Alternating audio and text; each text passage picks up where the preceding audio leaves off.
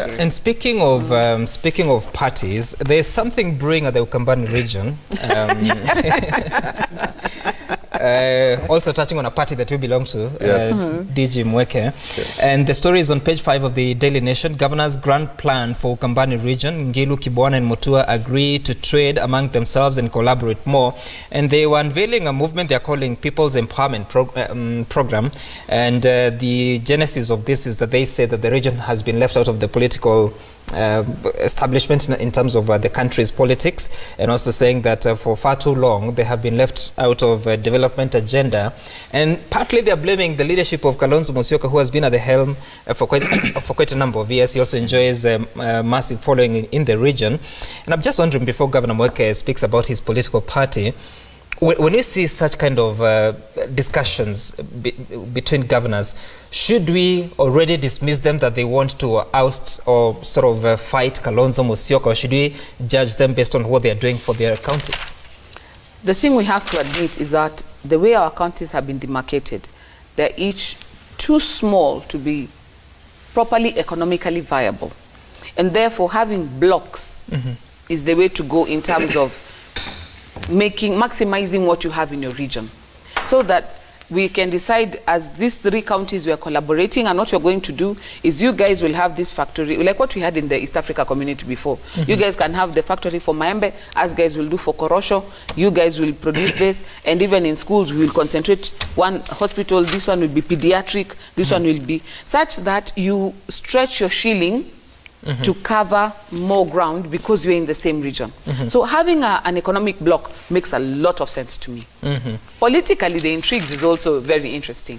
I was listening to Governor Mutua speaking in another forum, and he said, you know, the common thing that Governor Kibwana, Governor Ngilu, and he have is that in their county assemblies, they have wiper MCAs who have given them a lot of grief. You remember how Governor Kibwana in his first term almost did not work for like 6-7 months because of the standoff with his MCAs. The same thing, Ms. Ngilu has had a sort of revolt in her own county assembly. Mutua, you know his battles, he's still fighting them until now. And each of them said, look, even if we do not all belong to Wiper, there has been, because Ngilu is in Narc and he's in Chap Chap, there has been a deliberate push by Wiper MCAs specifically to just make these counties ungovernable. And he said, the question we asked ourselves was, is Wiper really looking for the development of the Kamba people, or is somebody using these intrigues and wars to just maintain relevance? And therefore they decided, you know what, we're going to work together to ensure that also the Kamba people understand who is working for them and who is working against them. So for me, that was intriguing, because I was thinking, okay, as an outsider looking in, I've never looked at it at that angle. So, Mheshimiwa Lachi, Governor Mutua and Governor Kibwana are in their second and final terms. And so when you listen to them, they have been managing those counties for 6, now going to 7 years. So even as they tell the people of that region and the country that we want to reorganize ourselves into people empowerment program to bring services to you, can you look at it as, do you see a genuine agenda to help the people, or are they angling themselves or preparing themselves for national politics at the expiry of their terms? Well, they've always had a genuine development agenda, which we have seen. So this is just succession again. Same. And they're going to have the same politics Central has had for a while, for a few weeks that we have seen, because they are now wondering, we are about to come out, so what are we going to do?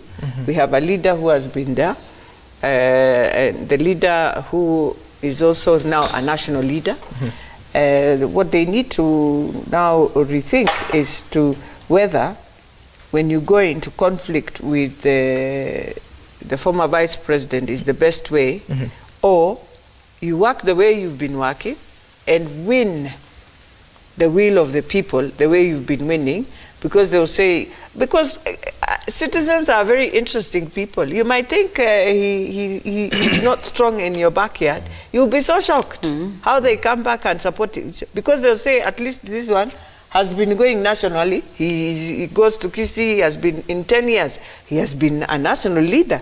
So they are not as full as we are thinking. And that is one thing, and I'm sorry to use that word, because I think it is not just in Ukambani. The other day is when I told you I realized in Western, the votes are not with us leaders as we think. No, the votes and how they think is with the voter. And that is why, for them, for the last 25 years, you can't blame them.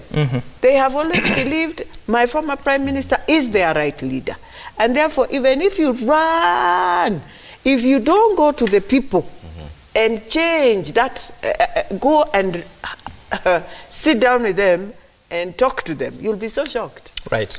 And it's the same thing in Ukambani. So, DG Mweke, you belong to the Wiper Party, and there are several leaders who have come out and accused the three governors of undermining the leadership of Kalonzo Musyoka. They even calling names on the governor of Makueni, because they're saying he's the party chairman. He was brought on board so as to help him win that seat. Never mind that he may have also helped the party. But when you look at it, do you see a genuine focus on development, or is this just political gimmicks for them to position themselves for the future politics? I read what they are trying to do, and as Joy said, in economics it's called the law of comparative advantage. You do what you're good at and let other people do what they're good at.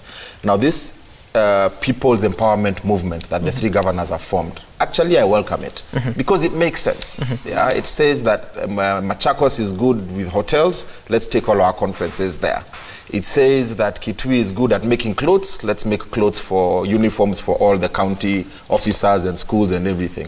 Makueni has set up food processing plants. Let's take all our fruits and everything to be processed and value added in Makueni. Fabulous economic idea, because that keeps the money within that economic growth block. It creates jobs and economic growth. So that's good. What I don't agree with is the three leaders saying that Kalonzo did nothing for the Kambas while he was in power. Is it true? Why I'm saying that is because it's a case of the pot calling the kettle black. Professor Kibwana has been a minister, he's been an MP for quite a while. Yeah, he should be talking about his record. Governor Mutua has been a governor second term. He was also a very powerful government spokesman throughout the Kibaki presidency. He should be accounting of what he was able to influence to come to Ukambani. Madam Gilu has been an MP for 20 years. She's been a cabinet secretary in 2 different governments. She should be accounting for what she's been able to do. So as opposed to attacking the former vice president, they should account on their own. But I'll tell you where this came from, Sam and the ladies here.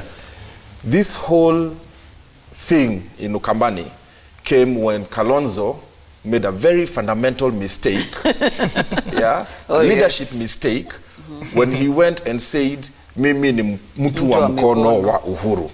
What that did is, a leader has followers, and followers look up to their leader for direction.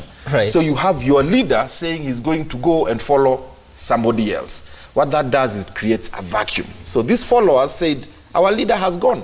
He's gone to work for somebody else instead of coming to work for us. And that's the vacuum that these three governors have come together to say they want to fill. Another fundamental mistake Wiper has made is they strategically lost control of the grassroots. There are no party structures of Wiper up to the ground in the 3 Ukambani regions. And that is why you see that the governor of Machakos is not from Wiper, the governor of Kitui is not from Wiper, and the governor of Makueni is pretending to be Wiper, but he's not Wiper. No, he's the party party leader of Muungano. Let's stop being fake, like the speaker is saying. He is the chairman of your party. For purposes of getting elected. For purposes of getting elected. He knew that if he did not stand for election on a Wiper ticket, Mutula Kalonzo Jr. would have stood for governor and would have sent him home. So he was strategic to get elected. And now that he's gotten elected, he can go back and do whatever he wants to do. So lack of that grassroots support, and that's why I support my speaker, Elachi, here, when she says you must go to the people. Let me tell you, if these 3 governors are doing what they were doing, and Kalonzo had a good grassroots support in those 3 counties, these guys would not be able to hold a meeting anywhere.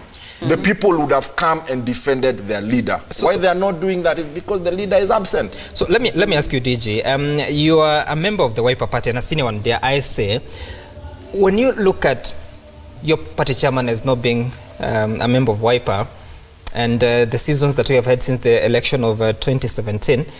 As a party, how are you gearing towards 2022 and also preparing yourself to ensure that you do not lose the support that you had in the region and also in the country, so that come 2022 you have a proper bargaining power, whether it's to go to the voters directly or to form coalitions? I think like any organization, you have to work hard. You have to lay your strategies, you have to implement them, you have to work hard.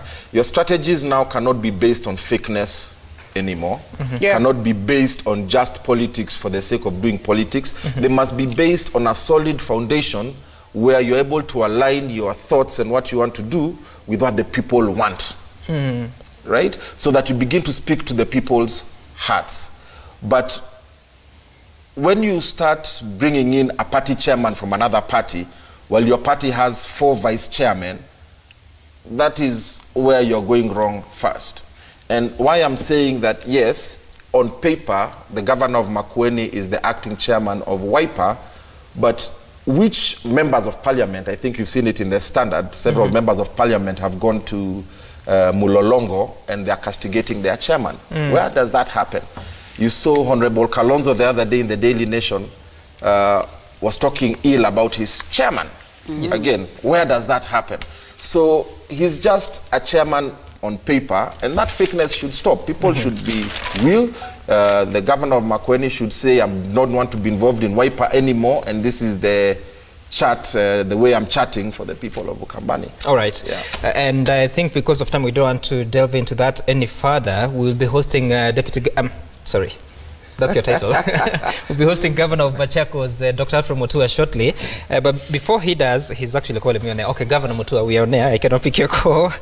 But someone is saying that the 3 Ukambani governors should work and stop this village politics. Kalonzo Musyoka is 100 miles ahead of them. Wow. I don't know what those miles are.